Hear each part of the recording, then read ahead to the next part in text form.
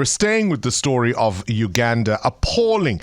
That's the word the United Nations and Amnesty International have used to describe that country's anti-homosexuality law passed by its parliament this week. They are calling for President Yoweri Museveni to reject the draconian legislation that's going to allow for the legal victimization of queer Ugandans, already, of course, marginalized and persecuted simply for being who they are. They even have the death penalty for the offense of what they're calling aggravated homosexuality. So you can read into that rape and child abuse. Then you can get life imprisonment for the offense of homosexuality. This is consensual acts by adults, up to 14 years for what they are calling attempted homosexuality. Nobody quite knows what that means. And up to 20 years in jail for promoting homosexuality.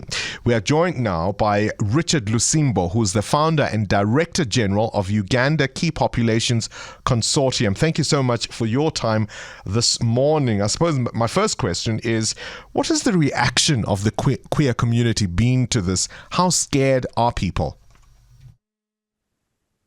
Good morning, Bongani, and thanks for having me on your show. I must say, it's very worrying, and the community is scared because of this law, but also the kind of statements that were made on the floor of Parliament on Tuesday, which were full of hatred and rage and pushing for the highest sentence that you could ever imagine for someone being who they are and not harming anyone. I mean, this is a law that makes members of the LGBTIQIA plus community criminals just for existing, as you say. Absolutely. And, when they were debating this, they were saying, there can only be an existence of male or female. There is no existence of anything like gay or lesbian or anything. So ideally, they were just legislating to ensure that the LGBTQ community is erased. And I think that's very dangerous, and all of us should be concerned. I mean, to be clear, Uganda already has strict anti-homosexuality legislation. That's a legacy of its colonial past, I suppose. But until now, people weren't being prosecuted, certainly not for consensual acts. This not only changes that, but it allows the rest of society to mobilize to make sure that it does. Absolutely.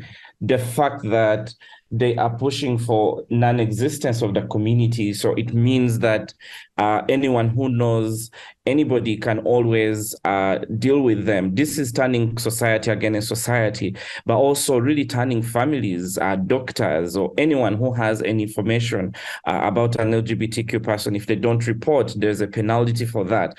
So ideally, this is just making Uganda a police state when it comes to the LGBT community, where people are going to be monitoring everybody. But also that means that the LGBT community cannot easily express themselves freely, because even just saying the word homosexuality or LGBT, you're committing a crime. And in fact, this law, if really assented to by the president, even this interview being conducted, and especially in Uganda, would be illegal. Can you imagine? Current events, developing stories, tough questions, your voice making a difference. This is Breakfast with Bongani Bingwa.